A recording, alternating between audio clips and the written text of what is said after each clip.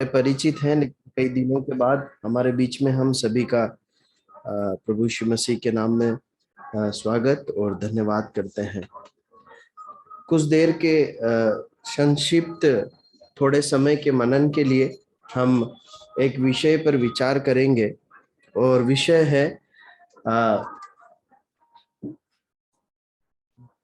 भविष्य की आशीषें या प्रभु यीशु मसीह का शिष्य और भौतिक आशीषें या उपलब्धियां या नौकरी में पदोन्नति, व्यवसाय में पदोन्नति। एक प्रभु यीशु मसीह के शिष्य को अपने नौकरी या व्यवसाय या अपने करियर के बारे में जब वो सोच रहा है, योजना बना रहा है, तो कैसे चीजों को देखना है, कैसे चीजों को करना है। या एक व्यक्ति जो वर्तमान में नौकरी में है या किसी व्यवसाय में है, तो कैसे वो अपने भविष्य में उसमें उन्नति पा सकते हैं या आशीषित हो सकते हैं आत्मिक तरीकों से। हम उन बातों को आज देखेंगे। तो आज का विषय है प्रभु यीशु मसीह का शिष्य और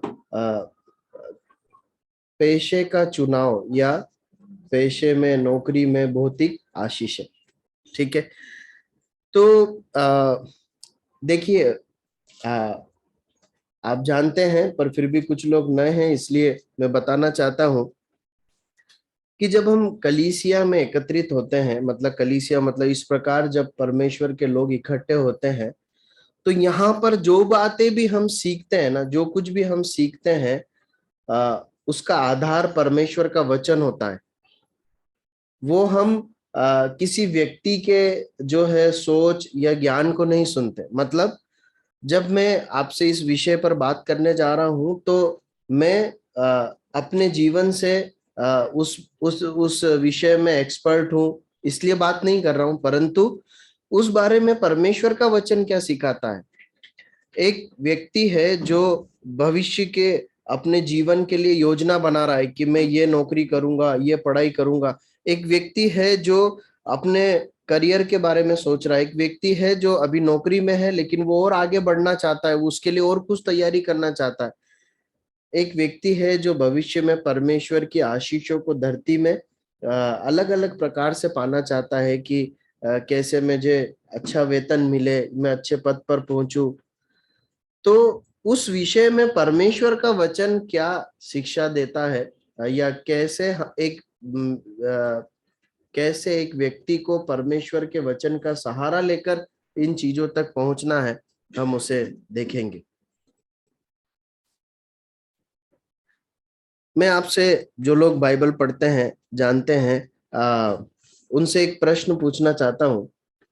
आपको बाइबल में ऐसे कुछ लोग याद आते हैं क्या, एक या एक से अधिक, जो अपने पेशे में या व्यवसाय में सबसे उच्चतर स्तर तक पहुंचे हो? याद आता है क्या कुछ आपको? कोई व्यक्ति के नाम बता सकते हैं जो आपको याद आते हो? यूसुफ, अयूब?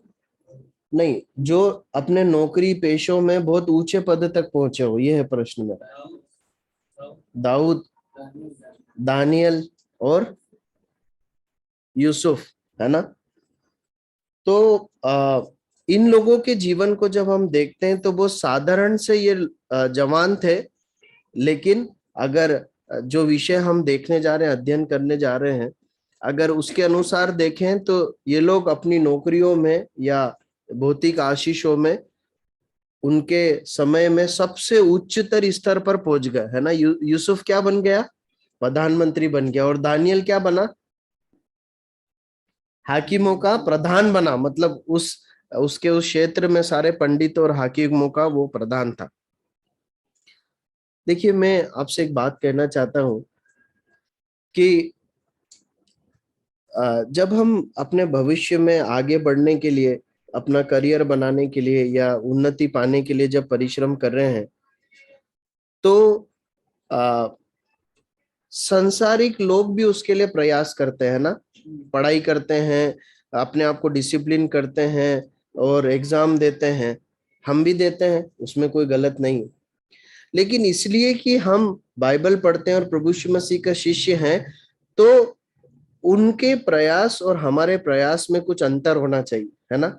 उनकी प्राथमिकताओं में और हमारी प्राथमिकताओं में, या उनके तरीकों में और हमारे तरीकों में निश्चय एक अंतर दिखाई देगा। यह हम बाइबल में देखते हैं। तो अच्छी बात है, हम पढ़ाई करते हैं, पढ़ाई के लिए मेहनत करते हैं, हम एंट्रेंस एग्जाम लिखते हैं।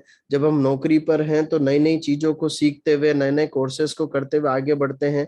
यदि हम व्यवसाय में हैं तो और हम व्यवसाय को बढ़ाने के लिए काम करते हैं, बिल्कुल ठीक है, वो परिश्रम ठीक है।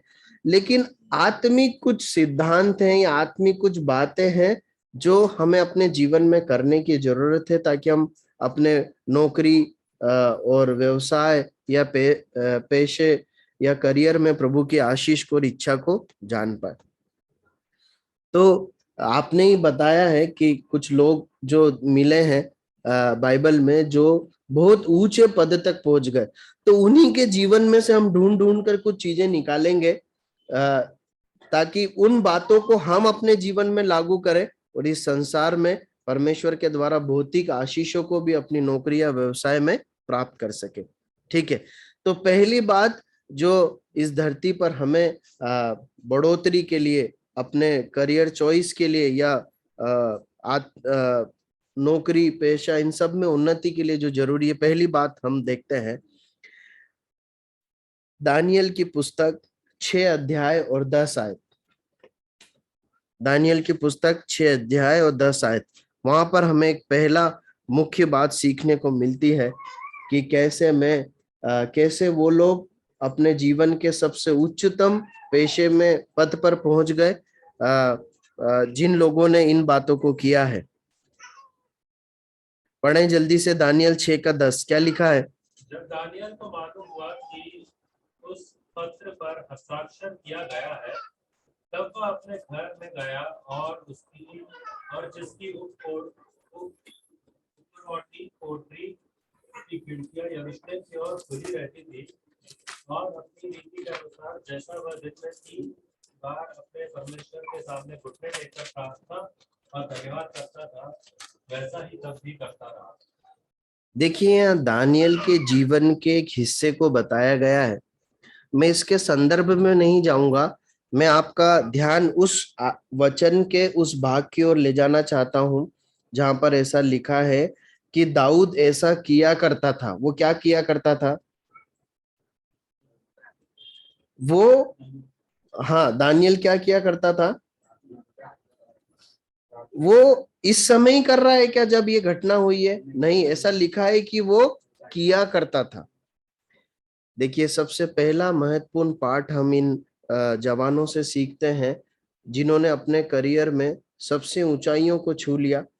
उसके पीछे जो गुप्त भेद है वो ये है, पहली बात, वो परमेश्वर के साथ एकांत में समय बिताते थे। वो परमेश्वर के साथ एकांत में प्रार्थना करने में या वचन पढ़ने में समय बिताते थे। ये कुछ बातें इनके जीवन में थी, इसलिए ये अपने जीवन में जब आगे बढ़ते गए तो अपने लोगों के बीच में सबसे ऊंचे पद पर पहुंच गए। हम यूसुफ के विषय में भी पढ़ते हैं कि वो स्वप्नों का अर्थ बता दिया करता था। क्या आपको ऐसा लगता है कि अचानक से एक दिन परमेश्वर उसके ऊपर कुछ स्वप्न भेजते थे और जो है उसका अर्थ वो बता देता था? नहीं, परंतु वो एक ऐसा व्यक्ति था जो प्रतिदिन परमेश्वर के भय में, परमेश्वर की उपस्थिति में जीवन बिताता था। इसलिए परमेश्वर अपने हृदय की बातों को उस पर प्रकट करते थे। देखिए, मैं आपको एक बात बताऊं, क्यों जरूरी है परमेश्वर के वचन को पढ़ना और परमेश्वर के साथ समय बिताना, मालूम है? एक आयत पढ़िए, क्यों जरूरी है। इफिसियों की पत्री 2 अध्याय और 10 आयत। इफिसियों की पत्री 2 अध्याय और 10 आयत क्या लिखा है? जल्दी पढ़ें जिन्हें मिले। क्योंकि हम उसके बनाए हुए हैं और मसीह यीशु में उन भले कामों के लिए सृजे गए हैं जिन्हें परमेश्वर ने पहले से हमारे करने के लिए तैयार किया। हम भले कामों के लिए सृजे गए हैं, हम कुछ काम करने के लिए सृजे गए हैं ना, इफिशियंस चैप्टर 2 वर्स 10। और वो काम पहले से तैयार किए गए, किसने तैयार किए? इफिसियो 2 का 10। जो हम काम करेंगे आने वाले समय में, वो किसने प्लान करके रखे हैं पहले से? परमेश्वर ने प्लान करके रखे। मतलब आप आगे चलकर क्या नौकरी करेंगे, अभी आप जो नौकरी कर रहे हैं उसमें आगे क्या करेंगे, कैसे आपका जीवन होगा, आप किन कार्यों में अपने जीवन को खर्च करेंगे, ये सब पहले से किसने चुना है, तैयार किया है? परमेश्वर ने। इसलिए बहुत जरूरी है कि मैं और आप परमेश्वर के पास जाएं और परमेश्वर से पूछें, क्या परमेश्वर आपने मेरे लिए क्या तैयार किया है? मैं अपनी भविष्य के बारे में सोच रहा हूँ। हाँ, मैं कौन से कॉलेज में पढ़ूंगा, आपने क्या तैयार किया है? मैं कौन सी नौकरी करूंगा, आपने क्या तैयार किया है? मैं इस नौकरी से उस नौकरी में जाना चाहता हूँ, आपने क्या तैयार किया है? मैं अपने बिजनेस में आशीष पाना चाहता हूँ, आपने क्या तैयार किया? मैं और कुछ करना चाहता हूँ, प्रभु आपने मेरे लिए क्या तैयार किया, आप मुझे प्रकट कीजिए। देखिए, मैं आपको एक बात बताना चाहता हूँ, अपने जीवन में है ना, किसी भी क्षेत्र में परमेश्वर की इच्छा को जानने के लिए कोई शॉर्टकट नहीं है, मालूम है? परमेश्वर के वचन को मनन करने पर समझ में आता है, परमेश्वर ऐसा कभी नहीं करते हैं कि आप परमेश्वर से दूर अपने जीवन को जिए, फिर अचानक से एक दिन आकर परमेश्वर से पूछे, प्रभु आपकी क्या इच्छा है, प्रभु आप मुझे आशीष दें, आपकी क्या इच्छा है, और आप उम्मीद करें कि परमेश्वर आपको आशीष देंगे, अपनी इच्छा को प्रकट करेंगे, तो आप धोखे में। परमेश्वर अपनी इच्छा उन लोगों पर प्रकट करते हैं जो उसके चरणों पर बैठकर वचन पढ़ते हैं, प्रार्थना करते हैं, उसकी इच्छा के लिए भूखे और प्यासे होते हैं। और वो एक बार में अपनी योजनाओं को प्रकट नहीं करते, परंतु जैसे जैसे एक व्यक्ति परमेश्वर के साथ चलता है ना, परमेश्वर उसके जीवन को गढ़ते और बनाते हैं।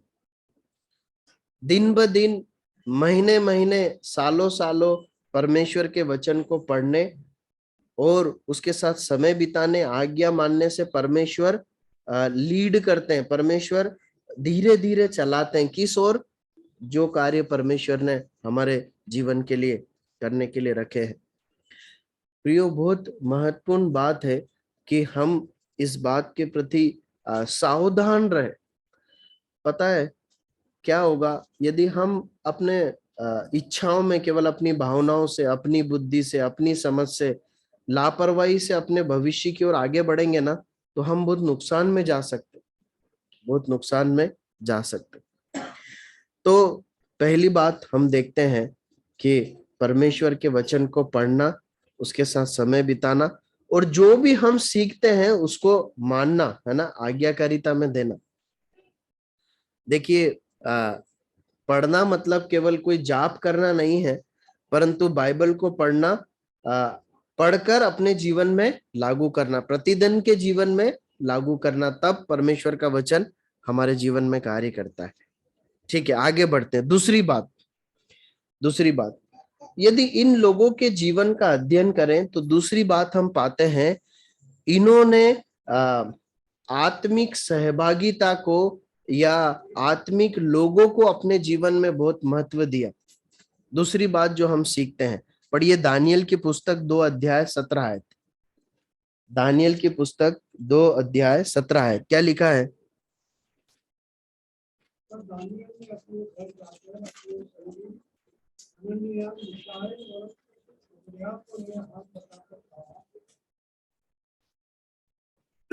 18 भी पढ़ लीजिए। वेद के विषय में स्वर्ग के परमेश्वर से दया करो, ये कहकर प्रार्थना करो कि वेदियों के और सब पंडितों के साथ दानियेल उनसे सभी देखिए, यहाँ पर इसका संदर्भ आप सब जानते हैं कि राजा ने एक स्वप्न देखा है और राजा ने ऐसी मांग करी है कि जो है सारे पंडितों और विद्वानों को बुलाया जाए, वो मेरे स्वप्न का अर्थ बाद में बताएंगे, पहले स्वप्न भी बताना पड़ेगा फिर अर्थ बताएंगे। और अगर नहीं कर पाए, मैंने जो स्वप्न बिस्तर में सोते समय देखा है अपने शयन कक्ष में यदि उसका अर्थ, उसका वो स्वप्न और उसका अर्थ नहीं बता पाए तो सबको मार डालो। अब दानियल और जो उसके साथी थे वो भी बहुत विद्वानों में गिने जाते थे, इसलिए उन्हें भी मार डालने के लिए ढूंढने लगे। अब दानियल ने पूछा क्या बात है, तो दानियल को बताया गया ये बात है। तो दानियल ने क्या बोला कि मुझे कुछ समय दिया जाए ताकि मैं क्या करूंगा, इसका ये अर्थ, स्वप्न और अर्थ बता दूंगा। अब दानियल देखिए किसके पास जाता है, उसके पास आत्मिक मित्र है जो उसके लिए क्या करेंगे, प्रार्थना करेंगे। देखिए दानियल एक जवान था, और इस पुस्तक को जिन लोगों ने पढ़ा है वो जानते हैं कि बहुत सारे जवान चुने गए थे जो राजकीय प्रशासन की ट्रेनिंग लेंगे, है ना। लेकिन उसके उन ढेर सारे जवानों में उसके कुछ मित्र थे। वो मित्र थे जो परमेश्वर का भय मानते थे, आज्ञा पालन करते थे। हम दाऊद राजा को देखते हैं, उसके पास एक आत्मिक मित्र था, कौन, योनातान। देखिए आज के संदर्भ में यदि इसे हम लागू करें तो हमारी आत्मिक जो सहभागिता संगति है, उसके लिए जो महत्वपूर्ण एक झुंड है वो क्या है, कलीसिया। परमेश्वर ने हमें कलीसिया में रखा है। बहुत जरूरी है कि जब हम अपने करियर में आगे बढ़ रहे हैं, हम जब अपने जीवन में भौतिक आशीषों को और पदोन्नति को, अच्छी नौकरियों को, अच्छे करियर को पाना चाहते हैं, तो बहुत जरूरी है कि हमारी सहभागिता परमेश्वर के लोगों के साथ, मतलब कलीसिया के साथ बहुत ही प्रगाढ़ हो। बराबर कलीसियाई सभाओं में जाना, कलीसिया सभाओं में अपने आप को इन्वॉल्व करना, कलीसिया के अगुवों के प्रति अधीनता दिखाना, आपसी विश्वासी भाई बहनों के साथ प्रेम और प्रगाढ़ सहभागिता रखना, और अपने जीवन को उनके साथ बांटना। अगर आप ऐसा करेंगे ना तो आप मैं आपसे बताना चाहता हूं परमेश्वर के वचन के आधार पर और अपने जीवन के अनुभव के आधार में कि आप परमेश्वर की आशीषों को अपने नौकरी या व्यवसाय या पेशे में पा पाएंगे। देखिए यहाँ पे क्या लिखा है मालूम है, जब ये 18 आयत खत्म होती है ना, उसके बाद 19वीं आयत में बहुत खूबसूरती से लिखा गया है, तब तब वह भेद दानियल को रात के समय दर्शन के द्वारा प्रकट किया गया। कब, जब क्या करा,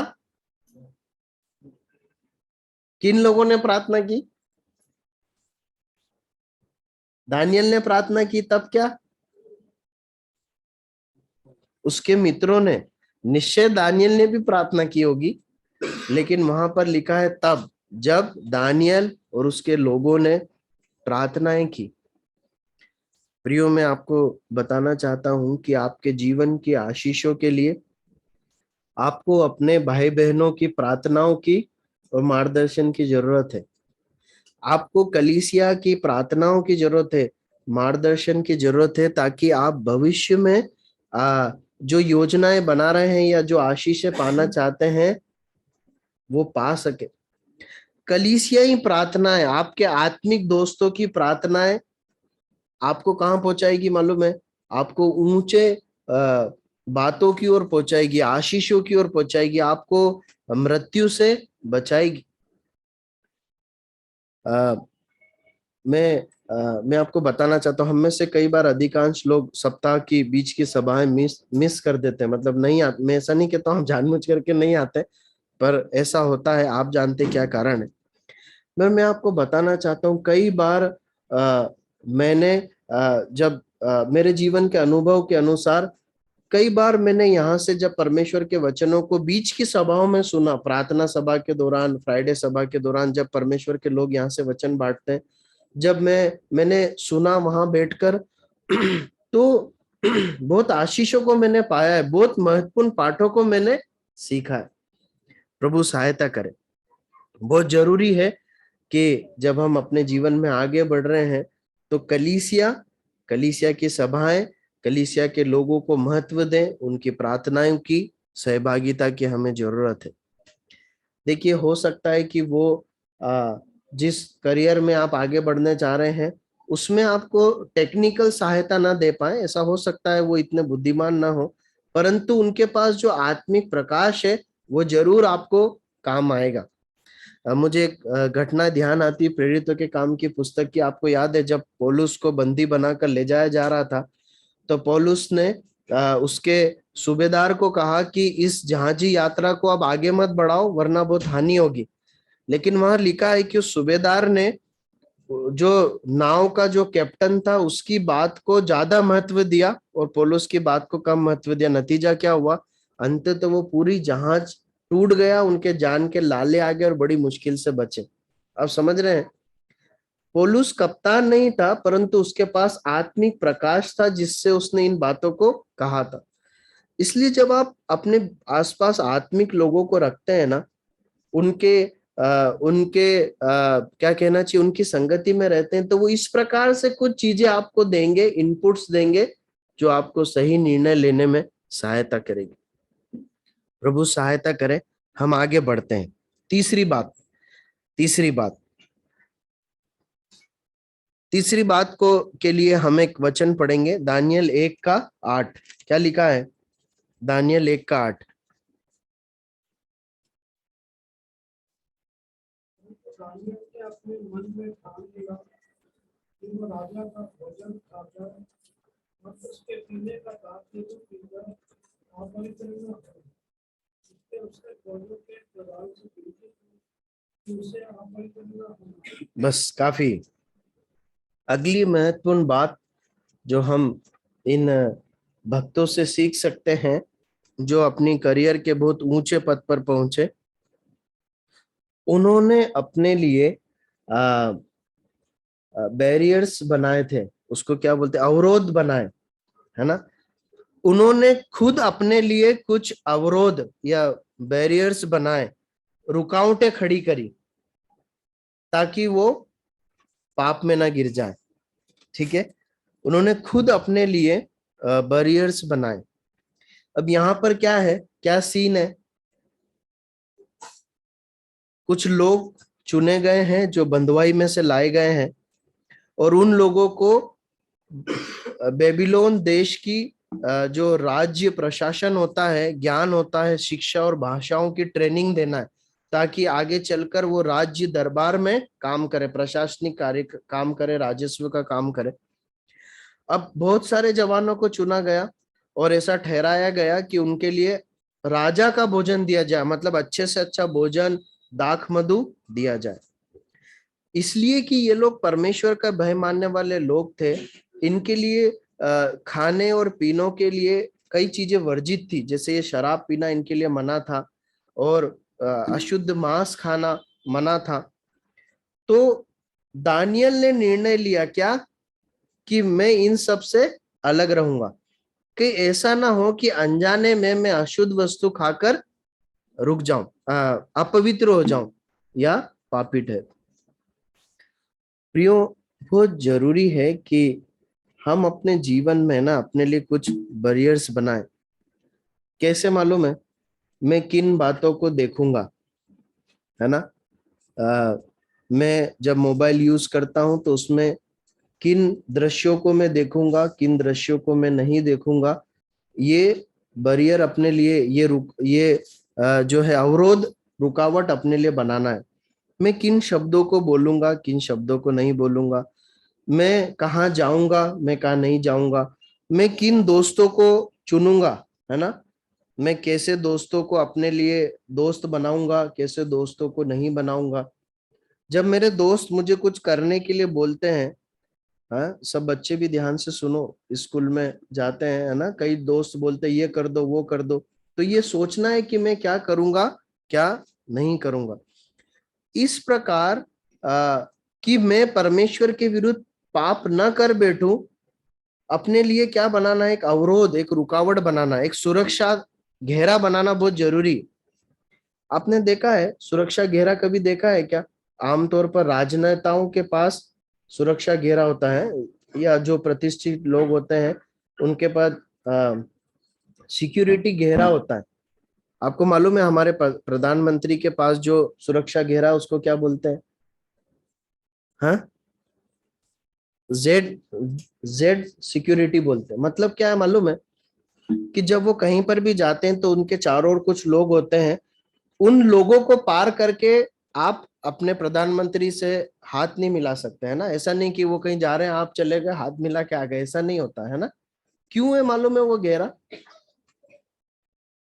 ताकि आप नहीं जानते क्या हो जाएगा, उनकी सुरक्षा के लिए कोई व्यक्ति जाने अनजाने उनको हानि ना पहुंचा दे, इसलिए बहुत जरूरी है। मतलब कोई दुर्घटना ना घट जाए, इसलिए सुरक्षा गहरा है।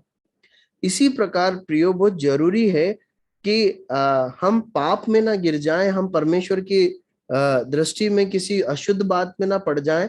अपने आप को पहले से गार्ड करना बहुत जरूरी। जब पहले से गार्ड करेंगे ना तो हमला होगा तो क्या होगा, वो जो जो आदतें हमने बनाई है ना सुरक्षित, वो हमें उस हमले से बचा लेगी। और मैं आपको बताना चाहता हूं, जब हम इस प्रकार कुछ रुकावटें अपने लिए बनाते हैं ना, अवरोध बनाते हैं, तो परमेश्वर उस रुकावट उस घेरे को मजबूती प्रदान करते हैं, मतलब उसको गार्ड करते हैं और हमारी सहायता करते हैं। देखिए यहाँ पर लिखा है, मैं आप पहला अध्याय जो हमने आयत पढ़ी, 9वीं आयत पढ़ी है, पहला अध्याय 9वीं आयत पढ़े, क्या लिखा है? परमेश्वर ने फौजों में प्रधानमंत्री महीने दानियों के प्रति कृपा और दया कर देखिए क्या लिखा है, किसने कृपा और दया भर दी? परमेश्वर ने। वो खोजों के प्रधान के सामने बात जरूर दानियल ने रखी, लेकिन दानियल के बस की बात नहीं है कि उसके हृदय को बदल सके। उसके हृदय को किसने बदला? परमेश्वर ने बदला। मैं आपको बताना चाहता हूँ इस वचन के आधार पर और अपने मसीह जीवन के अनुभव के आधार पर, जब आप कुछ निर्णय लेंगे ना, तो आप महसूस करेंगे कि परमेश्वर का हाथ भी उस निर्णय के लिए कार्य कर रहा है। मतलब आपने यदि निर्णय लिया है, मैं ऐसा नहीं करूंगा, मैं वो नहीं देखूंगा, यहाँ नहीं जाऊंगा, मैं अपने लिए ये रुकावटें खड़ी करूंगा ताकि मैं पाप में ना गिर जाऊं, तो परमेश्वर आपकी मदद करेंगे। कई लोगों को आपको तैयार करेंगे जो जो आपको आपके उस सुरक्षा घेरे को मजबूत करेंगे। प्रभु सहायता करे। एक और बात इसी में हम देखते हैं, पता है वो क्या है कि आ, जब आ, आ, जब हम संतुष्ट अपने आप को संतुष्ट करने के लिए अवरोध को तोड़कर आगे बढ़ते हैं ना, तो उसमें जो संतुष्टि मिलती है, आनंद मिलता है, उससे कहीं ज्यादा आनंद अवरोध या रुकावटों में जीने में मिलता है। और सरल करके बोले तो रुकावटों के साथ, अवरोध के साथ या बैरियर के साथ सुरक्षा घेरे में जीना ज्यादा आनंद और संतुष्टि देता है, बनिस्बत इसके कि हम अपने आप को खुला छोड़ दें कैसा भी लापरवाही से जीवन जीने के लिए। मैं बताऊं कैसे हम इस बात को देख सकते हैं। देखिए यहाँ पर उस आयत को पढ़े, 15 आयत पढ़े, पहला अध्याय 15 आयत, क्या लिखा है? राजा के भोजन के खाने वाले सब जवानों से अधिक अच्छे और चिकने। देखिए मुझे एक बात बताइए कि इन लोगों को जिन्हें स्पेशल ट्रेनिंग के लिए चुना गया था, राजा का भोजन क्यों दिया जाता था, क्यों दिया जाए? क्योंकि क्यों, क्या हो जाए? तंदुरुस्त हो जाए ना। अब आमतौर पे भी ऐसा होता ना, मतलब भैया दूध पीने से ताकत आती है ना, तो ताकत चाहिए तो क्या पीना पड़ेगा? दूध पीना पड़ेगा है, काजू बादाम खाने पड़ेंगे, हरी सब्जी खाना पड़ेगी, ऐसा ही होता है ना। तो इन्हें भी अच्छे से अच्छा भोजन दिया जाए ताकि इनकी बुद्धि बढ़े, इनका शारीरिक बल बढ़े, है ना। और जो लोग दौड़ में दौड़ते हैं या किसी स्पोर्ट्स की ट्रेनिंग के लिए तैयारी करते हैं, वो स्पेशल डाइट लेते हैं ताकि उनका बॉडी उसके अनुसार तैयार हो जाए। तो इन्हें भी इसलिए उत्तम भोजन दिया जाना था ताकि ये क्या हो, तैयार हो, है ना, अच्छे से अच्छा खा के तैयार हो। अब दानियल ने क्या निवेदन किया था कि भैया हमको है ना सादा खाना दो, हमको राजा का भोजन मत दो, हमें सिंपल शाक पात दिया जाए, कोई हम नॉनवेज नहीं खाएंगे, मांसाहार नहीं खाएंगे, क्योंकि हम नहीं जानते कि क्या है वो, कैसे हम अशुद्ध ना हो जाए। तो इनकी बात मान ली गई, मान ली नहीं गई, उसके खोजे के प्रधान ने बोला कि ऐसा है कि आपको ये इसलिए दिया जा रहा है ताकि आप हष्टपुष्ट हो जाएं।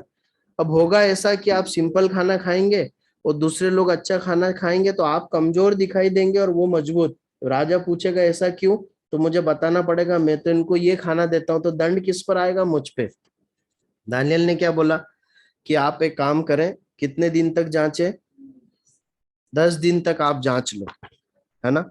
सारा उत्तम उत्तम भोजन दाख मधु इन्हें खिला दो, हमें सिंपल खाना दे दो, 10 दिन बाद आप देख लेना कि कौन ज्यादा चमक रहा है या तंदुरुस्त है।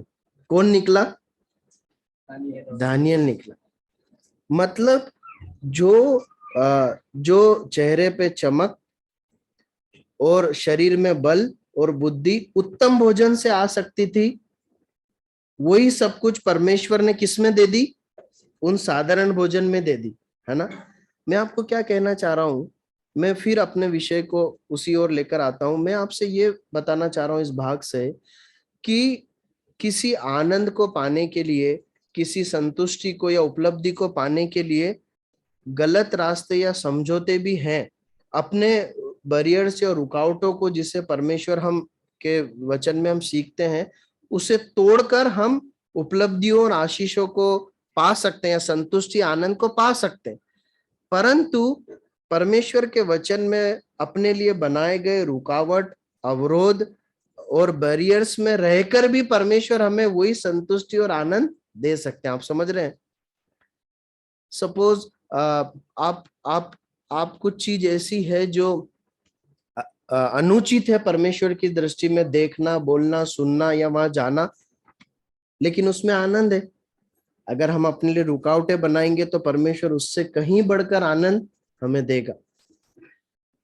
आपने देखा होगा कई लोग, मैंने कई बार ऐसा नोटिस किया, पेपर में हम पढ़ते हैं कि उसने अपने आप के जीवन को खत्म कर लिया, आत्महत्या कर ली, और पढ़ने पर पता चलता है कि उनके पास जीवन के सब सुख थे, पैसा, आनंद था, पोजीशन थी, लेकिन उनका जीवन खत्म हो गया। क्यों?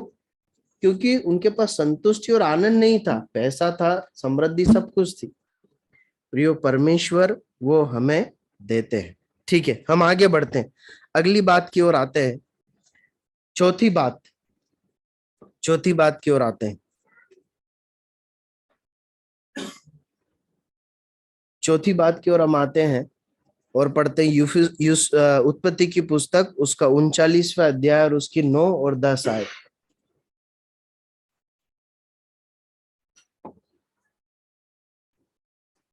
उत्पत्ति की पुस्तक जेनेसिस चैप्टर 39 वर्स 9 और 10, जल्दी से पढ़ें।